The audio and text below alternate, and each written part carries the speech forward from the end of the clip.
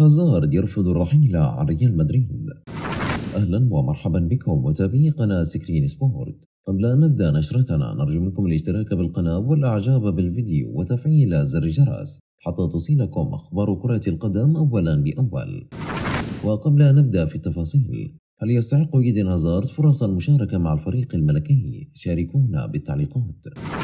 يرحب نادي ريال مدريد الإسباني برحيل لاعبه البلجيكي إيدن هازارد جناح الفريق في الميركاتو الشتوي المقبل. ووفقا لصحيفة ماركا الإسبانية، فإن ريال مدريد لا يرحب باستمرار إيدن هازارد مع الفريق ويسعى للتخلص منه في الميركاتو الشتوي المقبل. وأشارت أن كل من رودريغو غويس وماركو أسينسيو وحتى ماريانو دياز يتفوقون على هازارد في حسابات المدرب الإيطالي كارلو أنشيلوتي. وأوضحت أن هازارد يعرف أن ريال مدريد يفتح باب خروجه، حيث نسي النادي الملكي كيف قاتل من أجل حسم صفقته قبل 3 سنوات.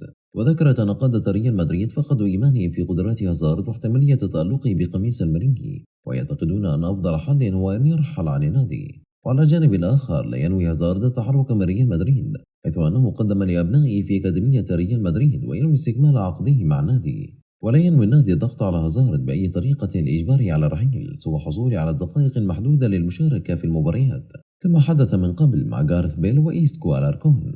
ويعتقد النادي أن تقديم هازارد لمستوى مميز في كأس العالم قد يسهل حصوله على عرض مميز في الشتاء ويجعل اللاعب يريد المشاركة باستمرار، لكن هازارد لا يوافقهم على نفس الفكرة. وأصبح إيدن هازارد لاعب فريق ريال مدريد الإسباني قاب قوسين أو أدنى من الرحيل عن صفوف الفريق الملكي بعدما أصبح خارج حسابات المدير الفني كارلو أنشيلوتي. ويضغط نادي ريال مدريد على اللاعب البلجيكي من أجل الرحيل عن صفوف فريقه الحالي خلال الميركاتو الشتوي المقبل، وذلك بسبب عدم المشاركة المستمرة مع الفريق بعد عودته من الإصابة. ووفقا لصحيفة ماركا الإسبانية، فإن اللاعب البلجيكي إيدن هازارد يشعر بأن الخروج من ريال مدريد بات قريبا، وأصبح باب الرحيل مفتوحا على مصراعيه في الميركاتو الشتوي المقبل بعد أن أصبح منبوذا وغير مرغوب فيه من قبل إدارة فلورنتينو بيريز.